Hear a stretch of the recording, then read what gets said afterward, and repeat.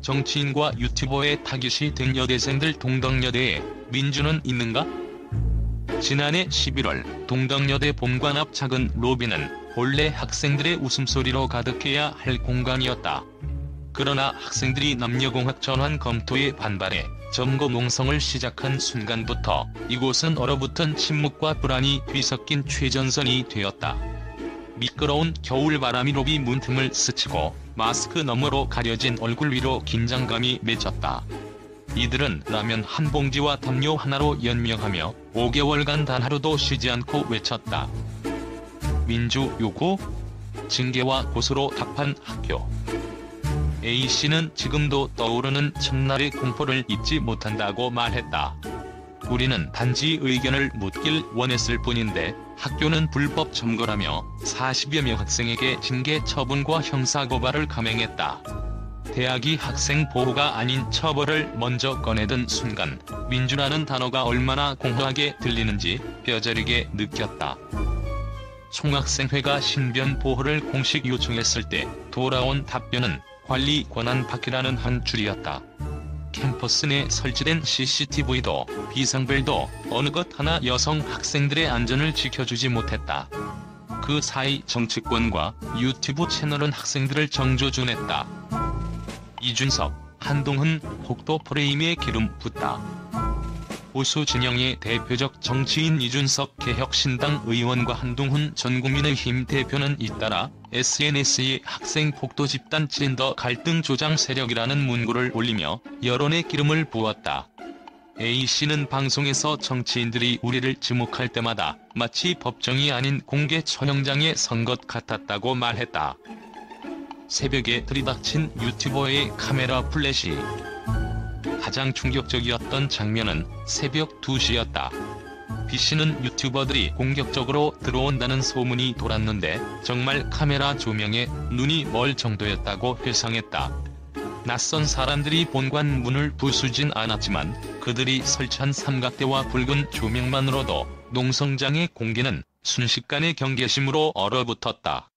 학생들을 놀리듯 질문을 던지고 울고 떨던 내 모습을 비웃을 때 차라리 물리적 폭력이 나았을지도 모른다는 생각이 들었다. 언론이 재현한 진실의 왜곡. 언론 보도도 비판은커녕 자국적 사설 제목으로 학생들을 몰아세웠다. 여대 해체? 폭도들의 외침 젠더 갈등의 화약보 같은 문구는 본질을 비껴간 자국적 혐오를 부추겼다. 결국 학생들은 언론 인터뷰도 꺼렸고 외부와 단절된 채 더 깊은 고립으로 빠져들었다. 연대의 봄이 시작되다. 절망의 끝에서 12월 3일 계엄 탄핵 광장에 민주동덕 현수막을 든 이들이 등장했다. 전작년 금속노조, 기후정의 활동가까지 각계의 시민들이 손을 맞잡고 본관 앞에 모였다. B씨는 난생 처음 보는 얼굴들이었지만 그 순간에 차가운 공기가 따뜻한 연대로 바뀌는 걸 느꼈다고 말했다. 이들의 연대는 단순한 지지가 아니었다. 학생은 학교의 주인이라는 당연한 진실을 일깨우는 촉매제가 되었다. 임미리 사회학 박사는 학생운동이 사라진 시대라지만 이 투쟁은 민주주의 학습의 현장이라 평가했다. 동덕여대에 과연 민주가 있는가? 정치인과 유튜버가 여대생들을 타깃으로 삼았을 때 그들은 과연 어디에 있었을까? 학교 당국은 보호 대신 처벌을 선택했고 일부 언론은 사실을 왜곡해 폭도라는 누명을 씌웠다. 그러나 학생들은 목화처럼 꺾이지 않았다. 민주란 단어는 선언이 아닌 행동에서 싹트는 법이다. 동덕여대 본관 앞에 쏟아진 비난, 징계, 고소의 장벽을 넘어 진짜 민주를 향한 외침이 울려 퍼진다. 동덕여대의 민주는 살아있는가? 라는 물음은 여전히 유효하다. 그리고 그 질문에 대한 답은 학생들의 단단한 발걸음과 시민들의 연대 속에서 자라날 것이다. 세계 주요 언론은 동덕여대 투쟁 사태를 일제히 예상 밖의 전선으로 규정하며 충격적인 반응을 쏟아냈다. 영국 BBC는 서울 한복판에서 펼쳐진 여성 대학생들의 단식 농성, 대학 당국은 어디에 있었나라는 헤드라인으로 톱뉴스에 올렸다. BBC는 학생들은 영화권의 캄캄한 본관 로비에 담요와 라면으로 생사를 이어갔고 학교 측은 보호는커녕 징계와 고소를 선택했다며 이 투쟁은 한국 사회의 젠더 갈등을 넘어 전 세계의 인권 의제로 확산될 조짐이라고 보도했다. 미국 CNN은 더욱 강도 높은 어조로 한국판 매투 운동의 새로운 기로라는 해설을 덧붙였다. CNN 특파원은 여성이 안전할 권리를 주장한 이 목소리에 돌아온 것은 냉혹한 법적 제재와 정치인들의 맹공이라며 대학이 학생의 의견을 징계로 응답한 사례는 세계 어느 곳에서도 전례를 찾기 어렵다고 전했다. 이어 이 사태는 글로벌 캠퍼스 민주주의의 경각심을 일깨우는 사건이라고 평가했다. 호주 ABC 방송은 시각적 리포트에 집중했다. 차디찬 본관 로비에 내린 눈발, 그 속에서 서로를 끌어안던 순백의 대학생들이라는 멘트와 함께 눈성장에 흩어진 책가방과 흘린 눈물을 클로즈업했다.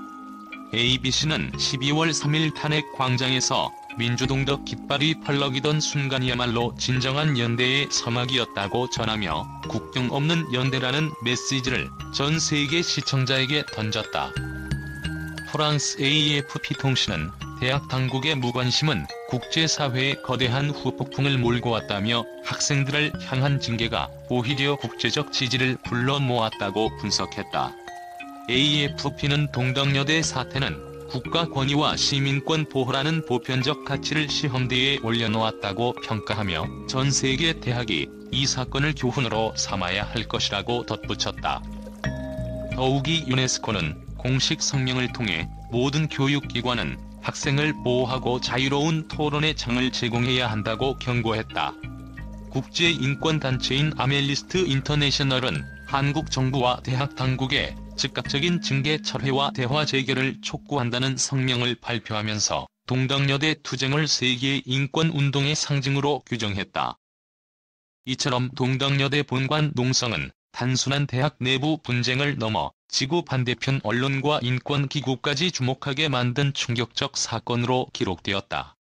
학교가 보호해주지 않았다는 진실이 국제 무대에서 비수처럼 꽂히면서 한국 대학의 민주주의와 여성 안전은 이제 더 이상 내부 논쟁에만 머물지 않고 글로벌 아젠다가 되었다.